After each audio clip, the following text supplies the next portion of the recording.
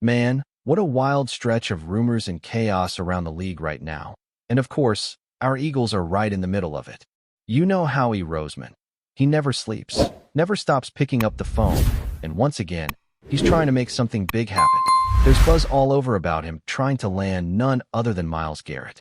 Yeah, you heard that right. Myles freaking Garrett. The kind of player who can completely change the look of a defense the second he steps on the field. And from what people are saying, Howie supposedly offered 3 first-round picks to the Browns to make it happen. 3. That's the kind of move that shakes the league. The kind of move that tells everyone you're not here to rebuild. You're here to win now. Now, before we even dive deep into Garrett talk, let's back up for a second because there's another guy floating around in these trade conversations, Bradley Chubb.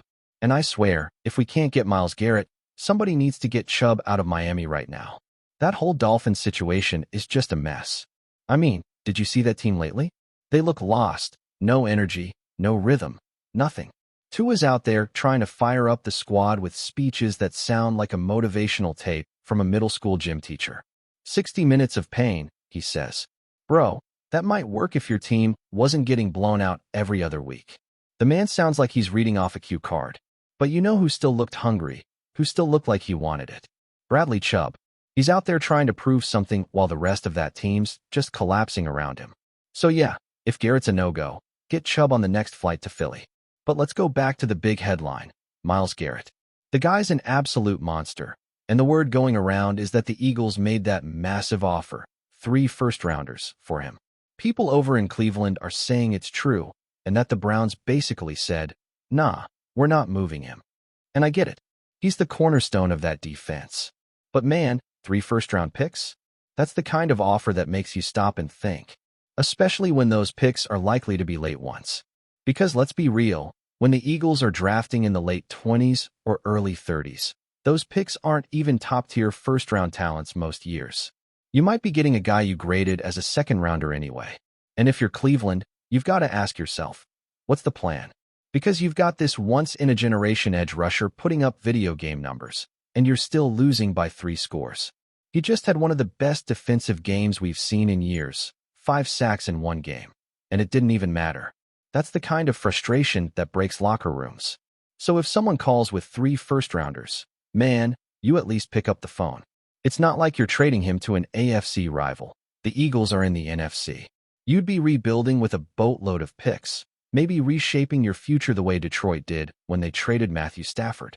Remember how that worked out? The Rams won their ring, and the Lions used those picks to turn into a legit contender. That's the definition of a win-win. If that trade ever went through, it would be exactly that, a win for both sides. Philly would get that top-tier edge rusher that could push them over the top, and Cleveland would finally have the draft capital to fill multiple holes. Now, yeah, I know, money becomes a question. You start wondering, how do you fit Garrett's contract in there? Do you hold off on paying Jalen Carter or Jordan Davis? Do you start restructuring deals or asking guys to take cuts? That's where Howie works his magic. The guy's a wizard with the cap, so if there's a way, he'll find it. But let's just imagine this lineup for a second. Myles Garrett on one side, Nolan Smith on the other, Jalen Carter and Jordan Davis collapsing the pocket up the middle. That's nightmare fuel for opposing quarterbacks. You wouldn't even have to worry about your corners anymore.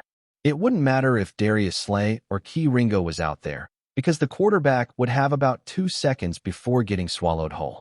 That kind of front changes everything. That's championship-level pressure. That's how you win Super Bowls. And to the fans saying, oh, it's too much, don't give up that many picks. Man, stop it. You don't pass on elite talent because you're scared of losing future draft picks. You play to win now. Garrett is a difference maker, a once-in-a-decade type player. You give up whatever you have to. 3 picks for that kind of dominance? I'd do it in a heartbeat. He's not just a pass rusher. He's a defensive anchor, a guy who changes game plans, a guy who makes everyone around him better. Now, as for Cleveland, yeah, they'd be crazy to let him go, but if there's tension brewing or Garrett doesn't want to move because of that no-trade clause, that's another story. But if you're the Browns and you're thinking long-term, man, 3 first-rounders could rebuild half your roster. Look what the Lions did. It's not the worst idea. But let's shift gears for a second because this next part honestly made me laugh.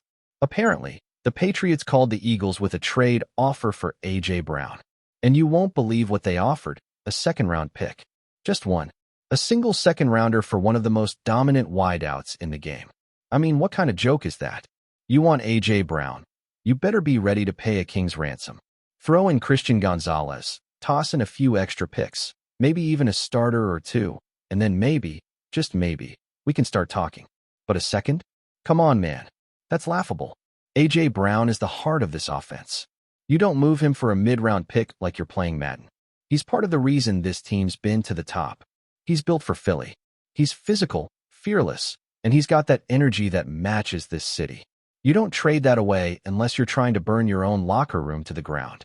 And honestly, even if the Eagles got that call, I bet they hung up the phone before the words second-round pick even finished leaving the Patriots' mouth.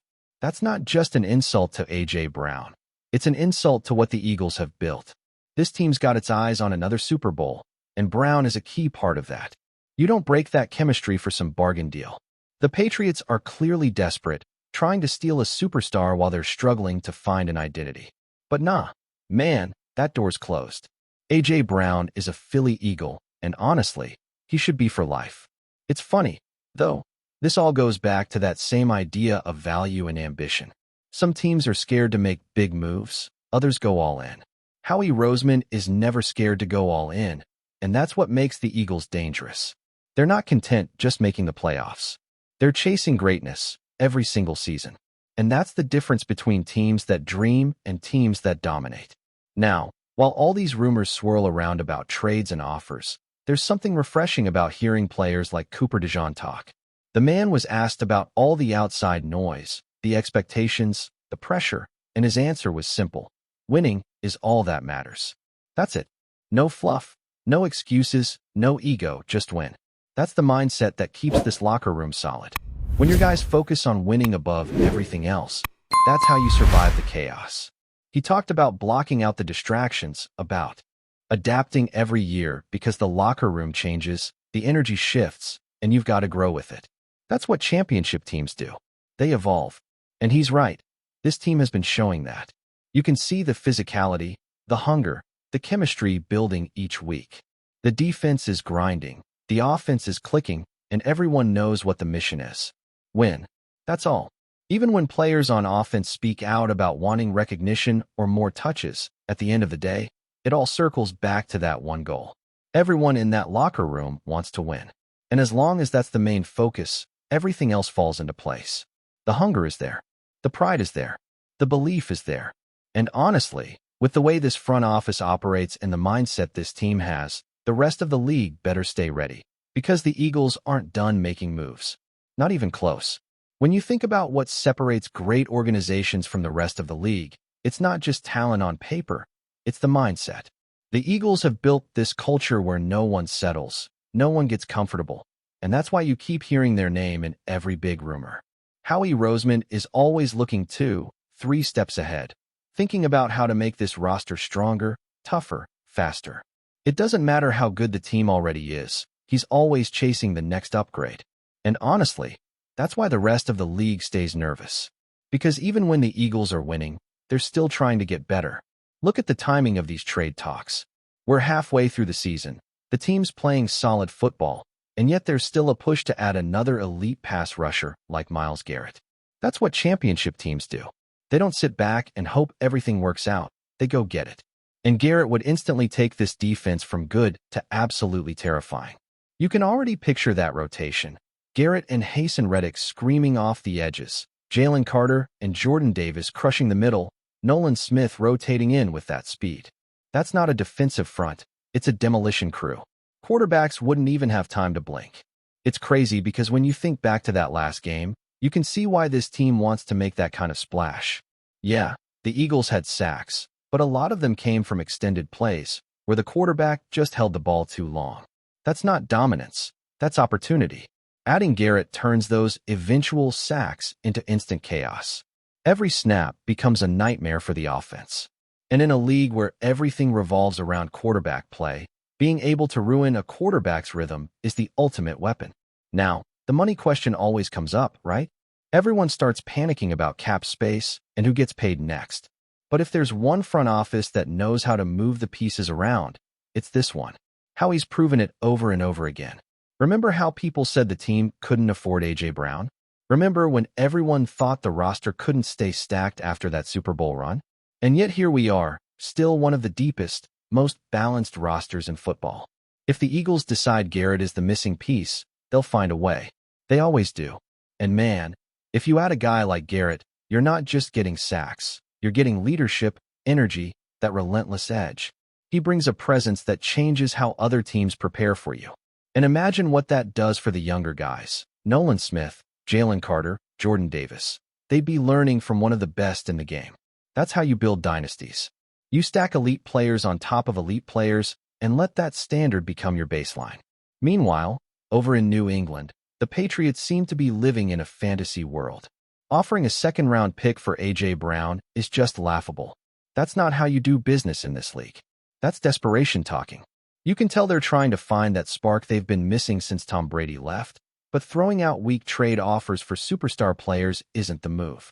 It's like showing up to a luxury car dealership with enough money for a used scooter and expecting to drive off in a Ferrari. Not happening. A.J. Brown's value goes way beyond stats. He sets the tone for the entire offense. Every time he lines up, he commands double coverage. He opens space for Devonta Smith, keeps defenses honest, and gives Jalen Hurts that security blanket every quarterback dreams about. You don't trade that away, especially when you're trying to win championships. The chemistry between Hurts and Brown isn't something you can replace with a rookie or a mid-level pick. It's built on trust, timing, and attitude, the kind of connection that defines great offenses. The Patriots' offer just shows how far they've fallen.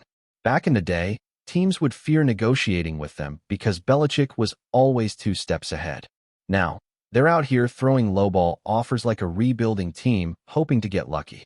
The league has changed, and the Eagles are the ones playing chess while others are still figuring out the rules. And speaking of mindset, what Cooper DeJean said about blocking out the noise hits deep. That's exactly the mentality that keeps this team from unraveling under pressure. Every season is different. Every locker room has new faces, and staying focused on winning above everything else is what separates contenders from pretenders. It's not about headlines or highlight plays. It's about execution and trust. You can feel it when the defense talks. There's pride in the way they play. They want to be the most physical unit in football. You saw that against the Giants. The way they attacked, the way they flew to the ball. That's the standard this franchise has built. Every game is a statement. Every snap is a test. And even when things don't go perfectly, they don't fold. That's what makes this group dangerous. FlyEaglesFly News family, smash subscribe and hit like. Your support keeps the freshest Philadelphia Eagles updates flying in. Drop your take in the comments, and let's talk birds. The NFL rumor mill is on fire this morning, and it centers on one of the league's most talked about defensive backs, C.J. Gardner-Johnson. Sources close to the player claim that he recently opened up in an interview, dropping hints that could set the Philadelphia Eagles fanbase ablaze. While nothing is officially confirmed, Gardner-Johnson's comments have sent social media into a frenzy, with fans and analysts speculating about one of the most intriguing potential moves of the offseason. Gardner-Johnson, known for his aggressive style in the secondary and his knack for making game-changing plays, has been linked to multiple teams in recent months. However, in a statement that caught many off guard, he seemed to leave the door wide open for a future with the Eagles. "I've always respected what they're building in Philly," he reportedly said. "You never know what the future holds, but I'm excited to explore the possibilities." The cryptic nature of the statement has sparked a whirlwind of speculation. Could this be the first step toward a blockbuster signing, or just a player showing admiration from afar? Inside sources suggest that the Eagles' front office has been quietly evaluating defensive options, particularly in the secondary, as they look to strengthen a roster that is already considered a contender. Gardner-Johnson's versatility, ability to play both safety and cornerback roles, and his fiery presence on the field make him a tantalizing fit for a team that thrives on pressure and turnovers. Rumors indicate preliminary discussions may have occurred, but nothing concrete has been announced, leaving fans desperate for even the smallest hint of confirmation. Social media erupted almost instantly after Gardner-Johnson's remarks, with Eagles supporters speculating wildly about jersey numbers, contract possibilities, and how the defensive scheme could shift to accommodate his style.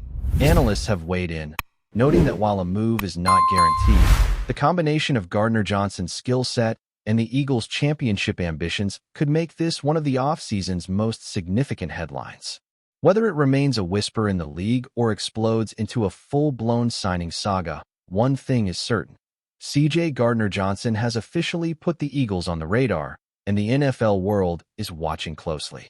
For now, fans will have to wait, debate, and dream, but the buzz around Philadelphia just got a whole lot louder. That's a wrap from FlyEaglesFly News. If you want the fastest Eagles updates, subscribe, drop a like, and turn on the bell. Sound off in the comments. Let's talk birds.